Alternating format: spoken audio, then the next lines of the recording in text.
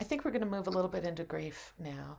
Um, Grief happens for the person who is dying sometimes, just as much as it does for the people who are the caregivers or the loved ones, family and friends.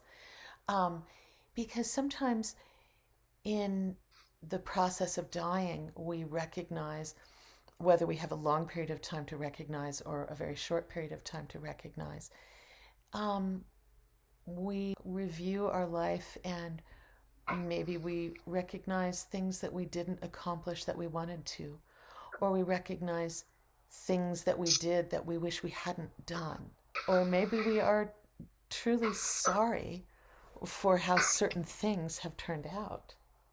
And what's important in this grieving process is to recognize that it needs to happen, that we shouldn't just blow it off, explain it away. Oh, I did the best I could, or oh, you did the best you could, or oh, no, there's nothing wrong. You lived a great life. Let's allow ourselves, if we're the person doing the dying, or our loved ones, if they're the ones doing the dying, to really have that time to assess, to really take the time to reflect and really feel how we feel. Because sometimes, in recognizing that it wasn't what we wanted or it wasn't what we intended, then we can come to a place of being at peace with that. But if we have not allowed ourselves the experience of reflecting honestly, we take away our opportunity to be at peace with our life, however it was. So this is an important aspect and one that shouldn't be denied either ourselves or someone else. And it might be conversations. For some people, it might be journaling. It might just be sitting and thinking. But what's important is that it happen if it needs to. For some people, that's not the case. Some people are very comfortable with how they have lived their lives, and that's fine too. And one is not better than the other. All that is needful in the process of dying is to do whatever it is we need to do. And so if we need to grieve a part of our life, then let's do that.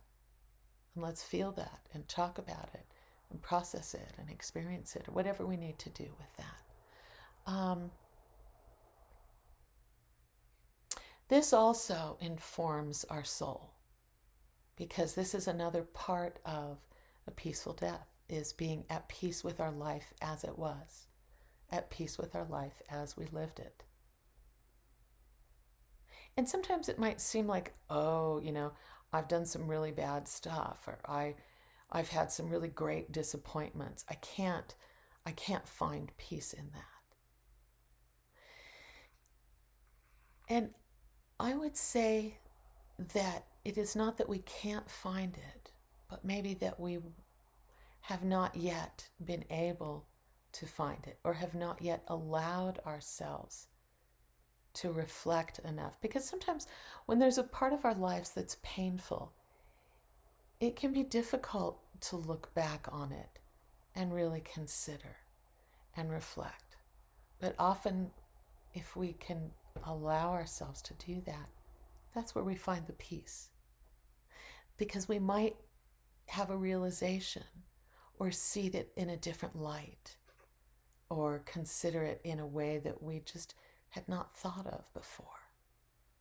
And in that, we can find peace.